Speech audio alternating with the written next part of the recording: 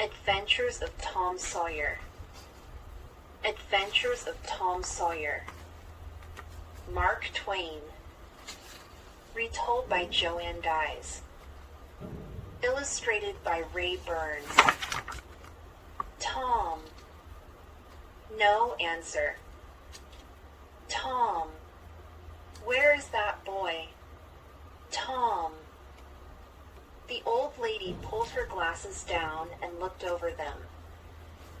Then she pushed them up and looked under them. She almost never looked through them. Loudly, she said, "If I get hold of you, I'll dash."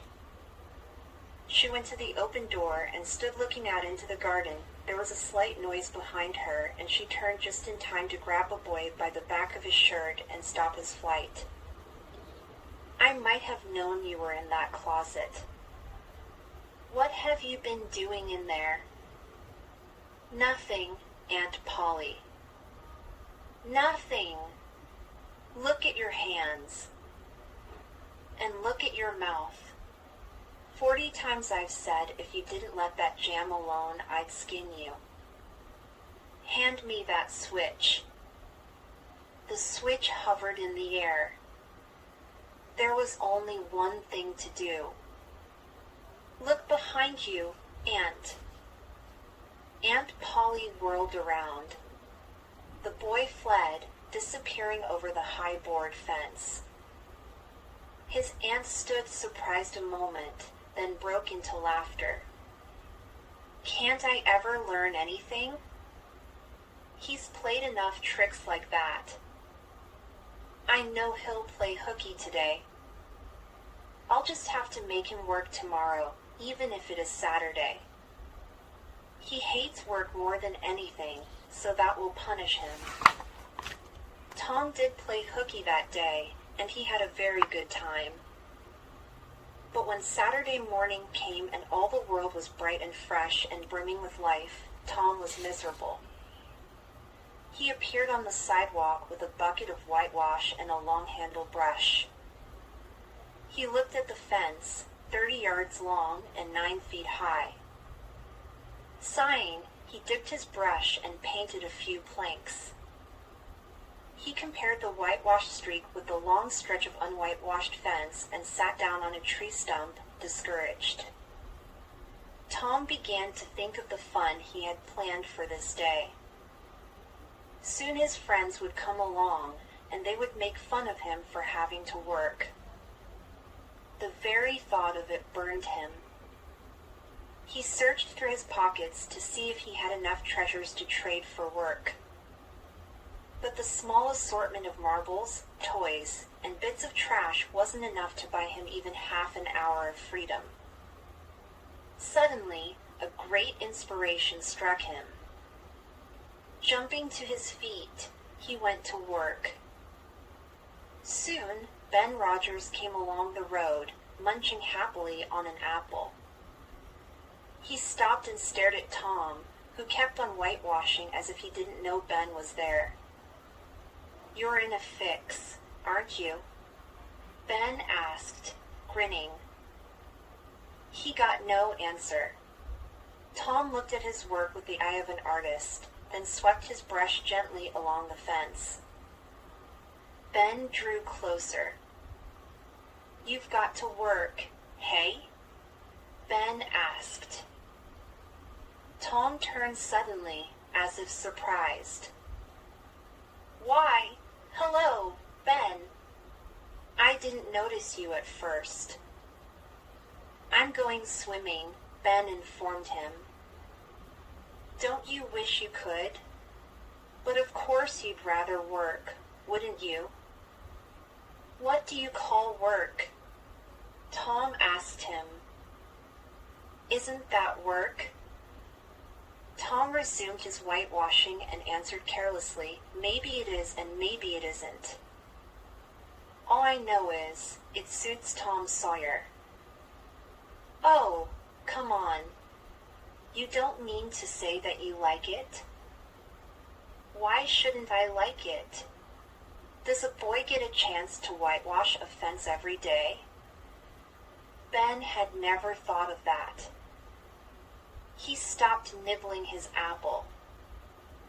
Tom swept his brush back and forth and stepped back to admire the effect.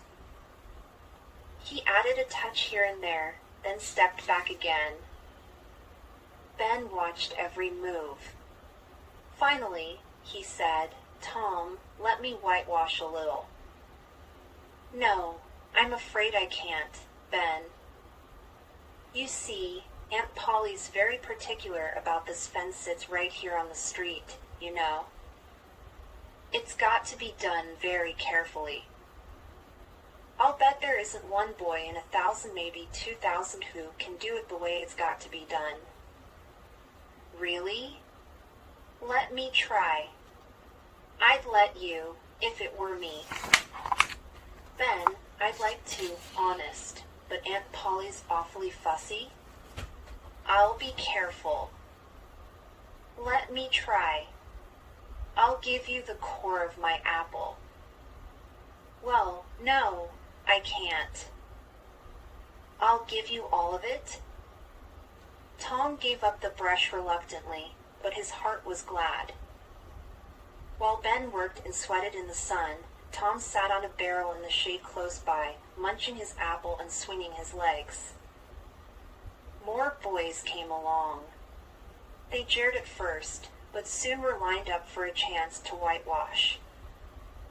By the time Ben grew tired, Tom had traded his next chance to Billy Fisher for a kite. Then Johnny Miller wanted a turn and gave Tom a dead rat and a string to swing it on. And so it went, hour after hour.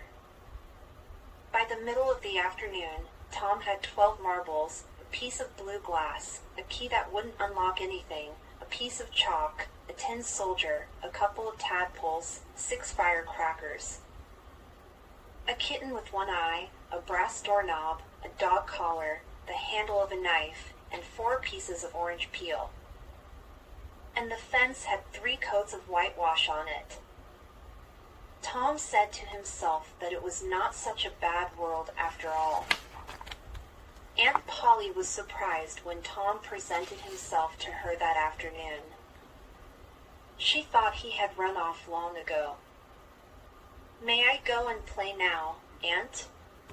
Tom asked politely. "Already? How much have you done?" "It's all done." "Tom, don't lie to me. You know it hurts me." "I'm not lying. It is all done." Aunt Polly went out to see for herself. She could hardly believe her eyes when she saw the entire fence beautifully whitewashed.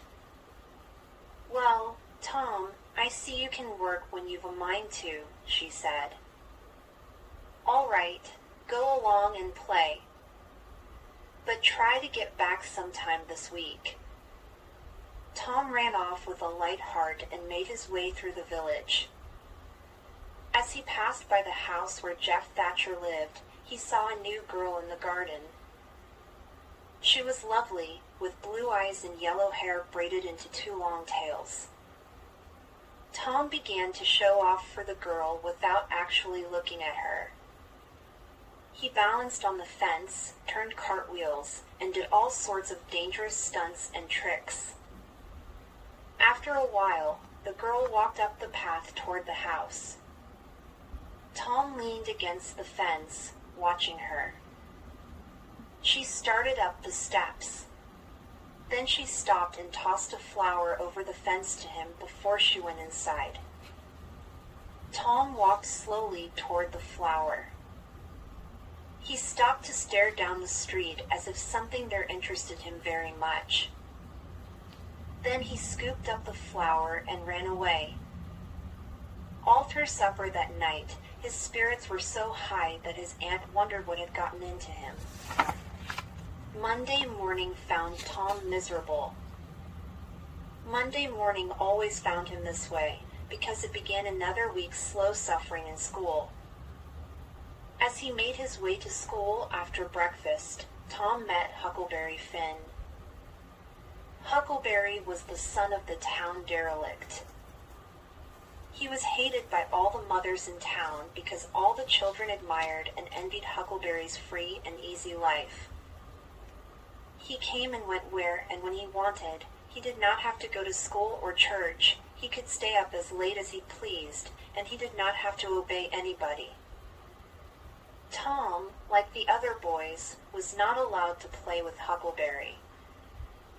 Of course, he played with him every chance he got. Now he called out, "Hello, Huckleberry. Hello, yourself, and see how you like it. What's that you got?" "Dead cat." "Let me see him. My, he's pretty stiff." "What are dead cats good for, Huck?" "Curing warts, of course." "Really? How do you do that?"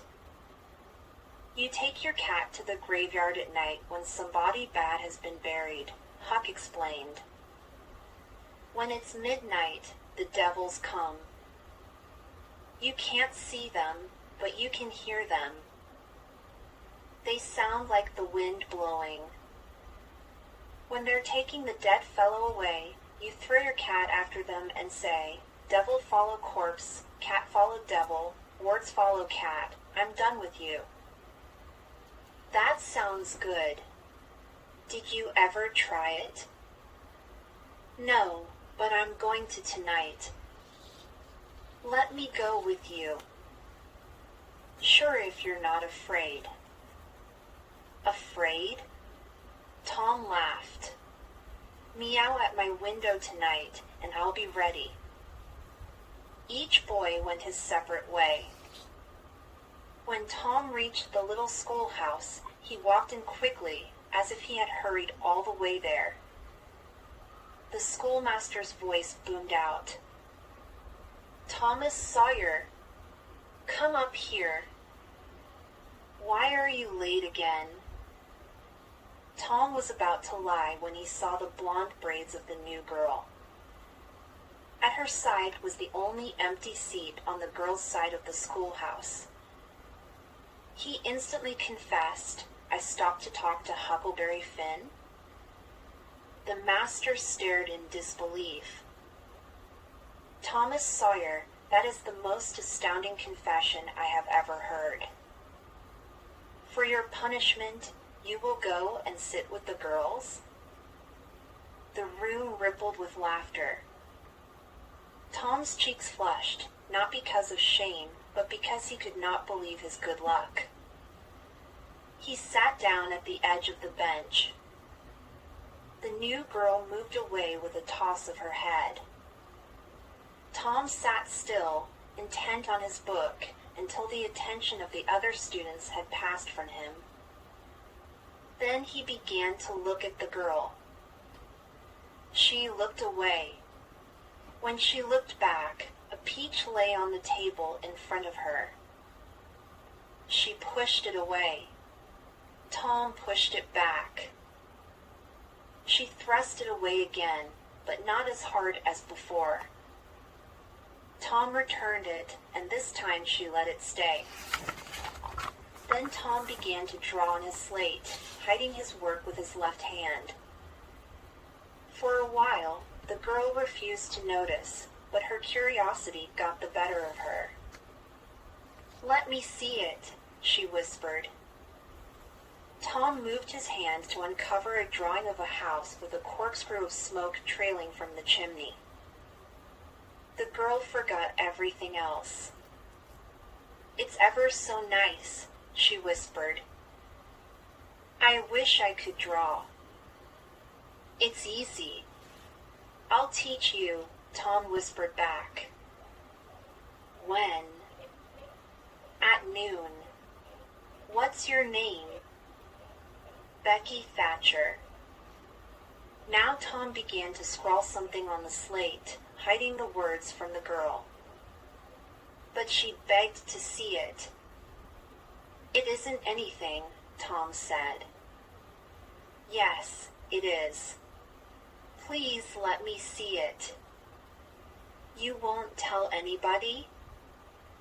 No, I won't ever tell. Now let me see. She put her hand on Tom's. Tom pretended to resist, but let his hand slip little by little until his words were revealed. I love you. Oh, you bad thing. Becky blushed, but she looked pleased. Just then, Tom felt a hard grip closing around his ear. The schoolmaster lifted Tom from his seat, carried him across the room, and deposited him none too gently in his seat. But although Tom's ear tingled, his heart was happy. At 9:30 that night, Tom was sent to bed. He lay awake and waited. When it seemed to him that hours had gone by, he heard the hall clock strike 10. Tom groaned. He lay staring into the dark. Slowly, he began to hear all the little noises of the night. Old beams cracked mysteriously. The stairs creaked. A cricket chirped. The howl of a far-off dog rose on the night air. Tom began to doze. The clock struck 11, but he didn't hear it. Then a terrible wailing disturbed his dreams. Meow WW. In a minute, Tom was dressed and out the window. He crept along the roof on all fours, meowing as he went. Finally, he jumped to the ground. Huckleberry Finn was there with his dead cat. The boys moved off into the gloom. A half-hour later, they were at the graveyard. The graveyard was on a hill, about 1.5 miles from the village. It had a crazy board fence around it, which leaned inward in places and outward in others. Grass and weeds grew over the whole cemetery. A faint wind moaned through the trees. Tom feared it was the spirits of the dead, complaining of being disturbed. The boys talked little, and only in whispers. Soon they found the newly dug grave they were seeking and settled down to wait behind the protection of 3 great elms that grew a few feet away from the grave. The hooting of a distant owl was the only sound. Then, listen! A muffled sound of voices floated up from the end of the graveyard. Look! Tom whispered. What is it? It's devil fire. Oh, this is awful. Vague figures appeared through the gloom, swinging lanterns that freckled the ground with bits of light. It's the devils, sure enough, Huckleberry whispered with a shudder. Tom, we're goners. Don't worry. They won't hurt us. I dash. SHH. Tom, they're not devils. They're humans. I hear Muff Potter's voice. Don't move. He's probably drunk, and he'll never notice us. All right. Say, Huck, I know another one of those voices. It's Injun Joe. You're right. I'd rather meet a devil than him. What can they be up to? Tom didn't answer, for the men there were 3 of them had reached the grave and stood only a few feet from the boys' hiding place. Here it is, said the 3rd man. He held up the lantern to reveal the face of young Dr. Robinson. Potter and Injun Joe were carrying a wheelbarrow with a rope and a couple of shovels. They put their load down and began to open the grave.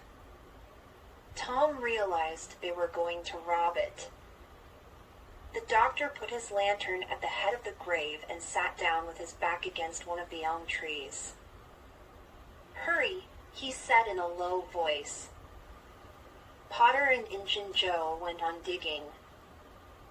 Finally, a shovel struck the coffin. The men pried off the coffin lid. They lifted the body into the wheelbarrow, covered it with a blanket, and tied the whole bundle with rope. Muff Potter took out a large knife and cut off the dangling end of the rope. "Give us more money," he demanded of the doctor, "or we don't go any further." "That's right," Injun Joe growled. The doctor stood up. "I paid you already," he said. "You've done more than that," shouted Injun Joe. 5 years ago, you drove me away from your father's kitchen when I came begging for food, and your father had me arrested for being a vagrant. Now you'll pay for that." He waved his fist in the doctor's face. The doctor struck out suddenly and knocked Injun Joe to the ground. Muff Potter dropped his knife. "Don't you hit my partner," he shouted.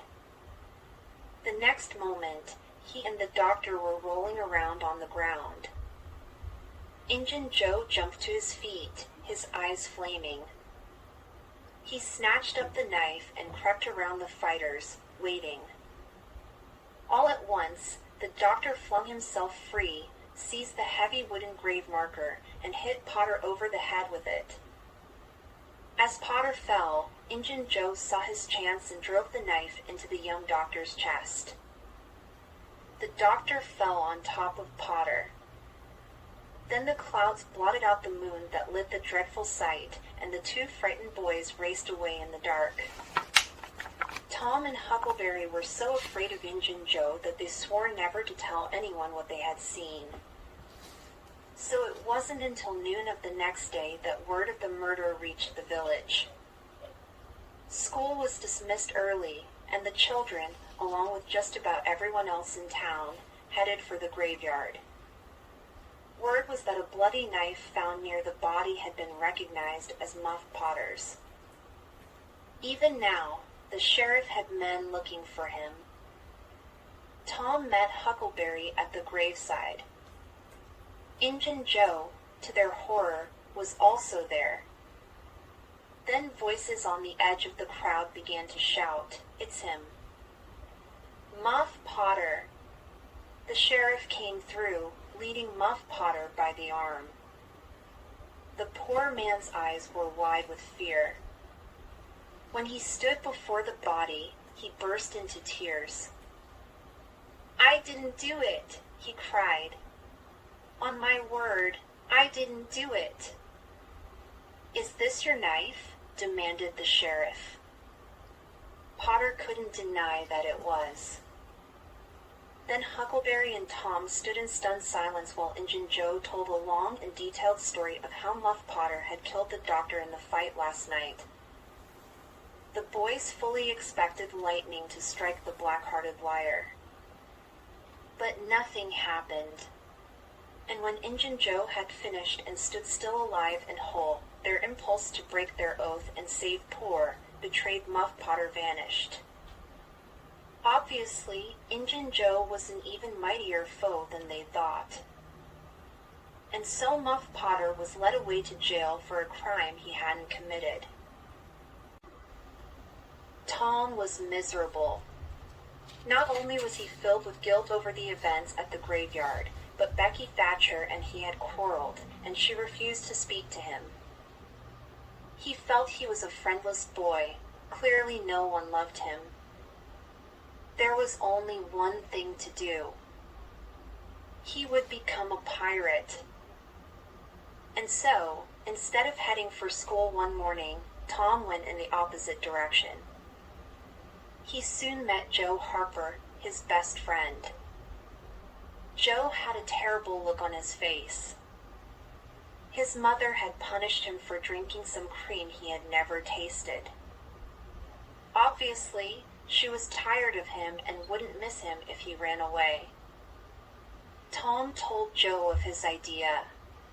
The two made a pact to stand by each other and become pirates. Then they found Huckleberry Finn. He was eager to join them in their adventure.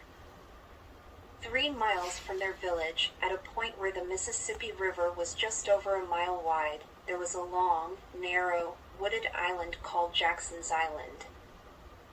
No one lived there, so it seemed the perfect place for the pirates to set up their camp. There was a small raft tied along the river bank they could use to sail to their Pirates' Cove.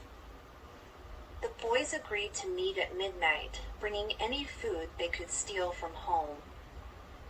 That night, the Black Avenger of the Spanish Main, Finn the Red-Handed, and the Terror of the Seas, also known as Tom, Huck, and Joe, met to begin their adventure, taking the raft. They set out into the river.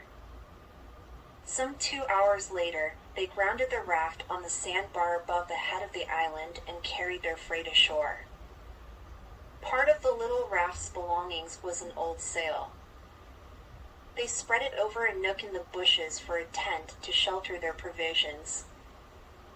They themselves would sleep in the open in good weather, as outlaws should. They built a fire against the side of a great log 20 or 30 steps within the somber depths of the forest, and cooked some of the bacon they brought. It seemed quite a sport to be feasting in this wild, free way, and they said they would never return to civilization. When the last crisp slice of bacon was gone, the boys stretched themselves out on the grass. "Isn't this great?" said Joe. "It is," said Tom.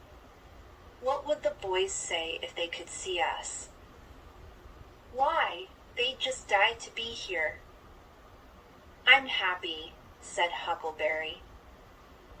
"I don't want anything better than this. I don't usually get enough to eat, and here no one can bully me."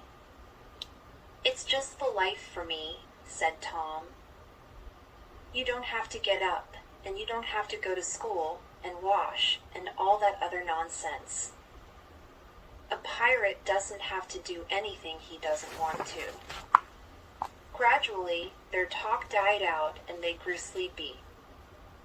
Finn the Red-Handed slept soundly. But the Terror of the Seas and the Black Avenger could not fall asleep, for their consciences were wide awake. They began to feel a vague fear that they had done wrong to run away.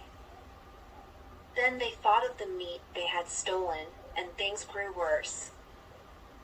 They tried to tell themselves that they had taken sweets and apples scores of times. But taking sweets was one thing. Taking bacon and ham was plain and simple stealing. So they promised themselves that they would never steal again as long as they were pirates. Then, their consciences at peace for now. The pirates had marvelous fun on the island the next day. They swam and fished and explored to their heart's content. They felt no longing for the village. During the night, the current had carried off their raft, but this only pleased them. It seemed as if they had burned their last bridge to civilization. That afternoon, they became aware of a deep booming noise in the distance. "What is it?" asked Joe. "It isn't thunder," Huck said. Again, the muffled boom broke the solemn hush. "Let's go and see," Tom cried. They sprang to their feet and hurried to the shore toward town. Peering through the bushes, they could see the ferry boat on the river about a mile below the village. There were many small boats floating around the ferry boat, but the boys could not see what the men in them were doing. A huge puff of white smoke burst from the ferry boat's side, and that dull explosion came across the water again. "I know now," exclaimed Tom. "Someone's drowned." "That's it," said Huck. "They did that last summer when Bill Turner drowned." They shoot a cannon over the water, and that makes the body come to the top. I wish I was over there now, Joe said. I do, too, said Huck. I'd give anything to know who it is. The boys listened and watched for a while longer. Then Tom exclaimed, I know who's drowned us. They felt like heroes in an instant. What a triumph! They were missed, hearts were broken because of them, tears were being shed, and best of all, they were the talk of the whole town. As twilight drew on, the ferry boat went back to its usual business and the pirates returned to camp. They were excited beyond measure over their new importance and the trouble they were making in town. But when the shadows of night closed around them, their conversation ended. The boys sat staring into the fire, their minds wandering. The excitement was gone. Tom and Joe could not stop thinking of the people at home who were not enjoying the fun. After a while, Joe and Huck fell asleep. Tom lay watching them for some time. At last, he got up and found a piece of bark. On it he scrawled, "We are only off being pirates." Slipping it into his pocket, he tiptoed into the trees until he was out of hearing. Then he broke into a run toward the sandbar. It was very late when Tom came to his aunt's house. He had reached the village by swimming to the ferry boat and then stowing away for the short trip up the river. Now he looked in the sitting room window and saw Aunt Polly, his cousin Mary, and Joe Harper's mother grouped together, talking. Tom crept quietly through the door and into the house. The bed was between the door and the group, and Tom ducked under it before anyone could see him. There he lay and listened to his aunt talk about him. Oh, the kind and wonderful things she said about him. How she loved him and missed him now that she would never see him again. Tom was so touched by his aunt's grief that he longed to burst from his hiding place and overwhelm her with joy. But he forced himself to lay still. He went on listening and heard that the boys were thought to have drowned when the raft was found empty about 5 miles from the village. It was thought their bodies must have drifted away in the strong current. If they were not found by Sunday, all hope would be given up and their funerals would be held that morning. After everyone had left, Aunt Polly went to bed and fell into a restless sleep. Tom got out from under the bed and looked at her.